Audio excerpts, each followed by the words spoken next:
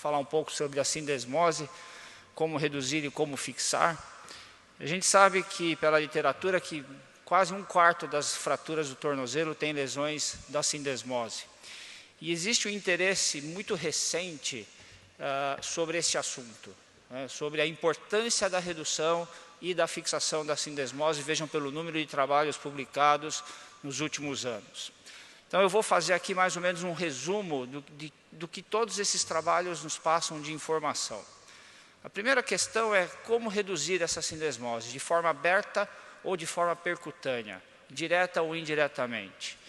Existem poucos trabalhos sobre isso, esse é um deles. Ele mostra aqui uma avaliação retrospectiva, a avaliação tomográfica da redução de casos operados. O grupo que foi feita a redução indireta, só guiado por radioscopia, teve metade dos casos mal reduzidos, enquanto que no grupo que a redução foi feita de forma aberta, apenas 16% de má redução. E neste outro trabalho prospectivo, comparando os dois métodos de redução aberta ou fechada da sindesmose, com apenas 8 casos de redução indireta e 4 casos de redução direta, e aí sendo avaliado por tomografia essa redução, eles identificaram que existe uma diferença estatisticamente significante a favor da redução direta. Então, a mensagem é: sempre reduzam a sindesmose de forma aberta. Evitem a redução fechada percutânea. Como reduzir? A gente utiliza uma pinça ou não? E se utiliza a pinça, como utilizá-la?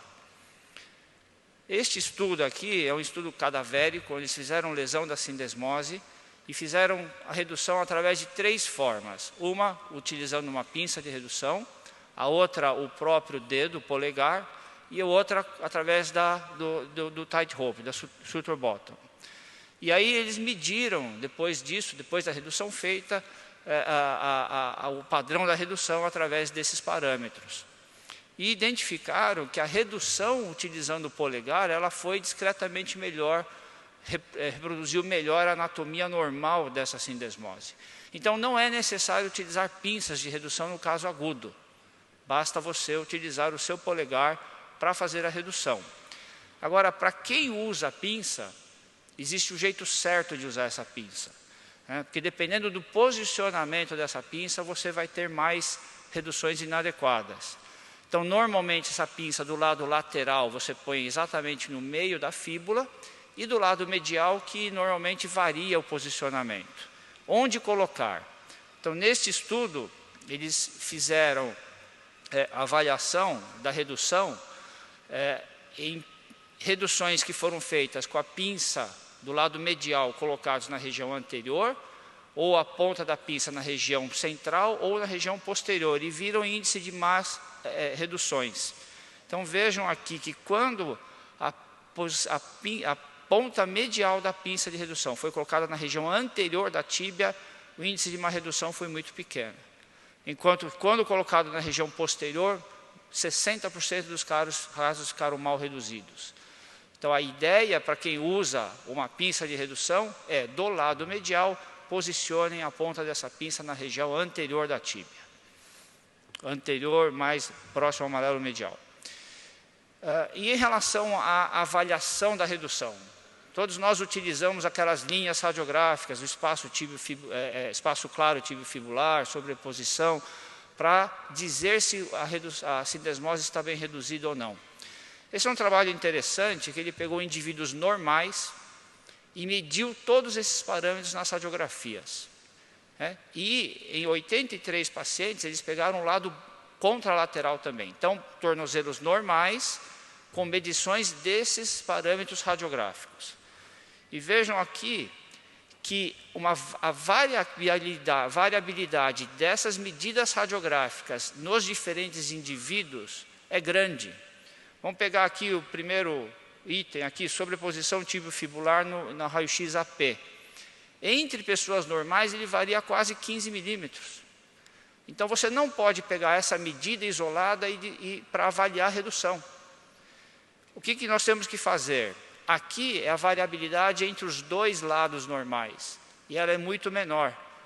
Então, esses valores para avaliação da redução só vão ter utilidade quando nós comparamos o lado que você está operando, com o lado normal deste paciente. Não se pode usar medida isolada. Essas mesmas medidas, elas foram feitas utilizando a tomografia, mesma coisa, indivíduos normais, tomografia bilateral, e vejam aqui também se reproduziu essa variabilidade entre indivíduos normais, mostrando que realmente nós temos que utilizar a medida contralateral, o tornozelo normal, para que você diga se essa sindesmose está bem reduzida ou não. Em relação a outros parâmetros, como por exemplo o de Weber, que utiliza a largura do espaço articular, a posição do esporão da fíbula e o círculo lateral, para dizer que a sindesmose está bem reduzida, esses parâmetros realmente têm uma utilidade. Nesse trabalho aqui, eles pegaram 24 pacientes com lesão da sindesmose e utilizaram esses parâmetros de Weber para fazer a redução. E depois fizeram a tomografia para ver se esses casos estavam bem reduzidos. E em 7 casos de má redução, quando você via os parâmetros de Weber no intraoperatório, realmente eles tinham alterações. Então, é apenas um caso, que é este que está na figura, os parâmetros descritos por Weber estavam normais e a tomografia mostrou que a sindesmose estava mal reduzida. Então, existe uma validade, é útil utilizar esses parâmetros também. A outra questão é como avaliar a redução da rotação da fíbula. Normalmente, a fíbula nas fraturas maleolares está em rotação externa. Então, de que forma que nós podemos avaliar essa redução da rotação? Aqui eles pegaram um estudo com cadáveres, um lado é o lado normal, e do outro lado eles fixaram a sindesmose com diferentes rotações da fíbula, tanto em rotação interna como em rotação externa. E utilizaram esses parâmetros.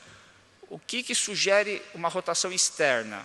É a diminuição do espaço claro tibiofibular, é a imagem da direita, o maléolo lateral com uma forma pontuda e com uma linha de Shenton divergente. Existe um afastamento da superfície articular. Isso sugere que essa fíbula está em rotação externa.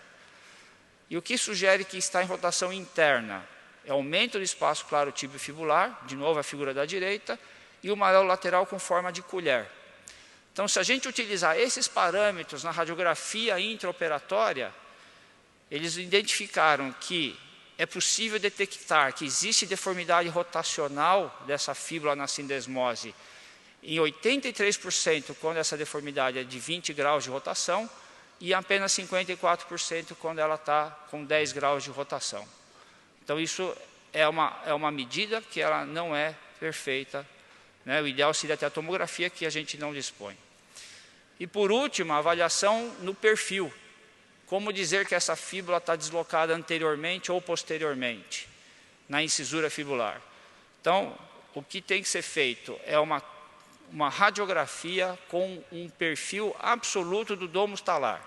A gente tem que conseguir esta imagem, o domus do talos no perfil absoluto, e aí nós medimos a distância entre da fíbula com a porção anterior da tíbia e com a porção posterior da tíbia, são as linhas em vermelho.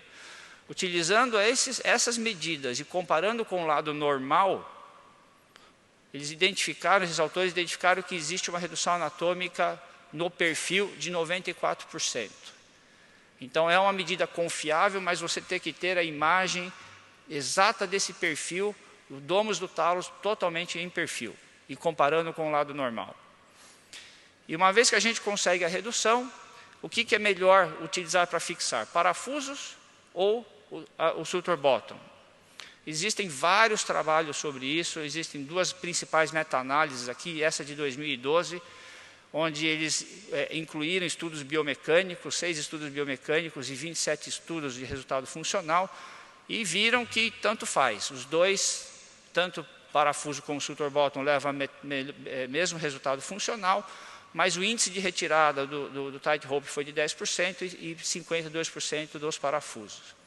E essa outra meta-análise de 2017 incluiu somente estudos clínicos comparativos, aqueles foram mais rigorosos na seleção dos trabalhos.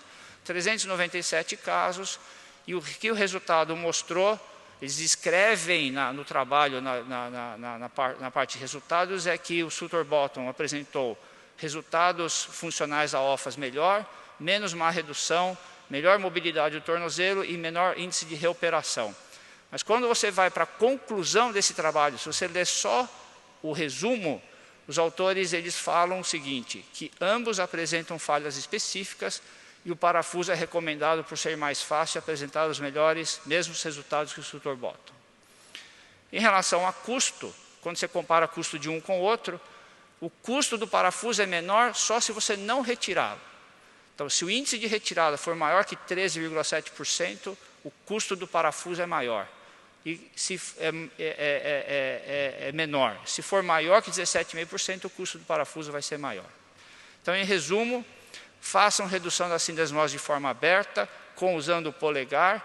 Utilizem sempre imagens do lado contralateral normal, para você identificar se a redução está bem feita.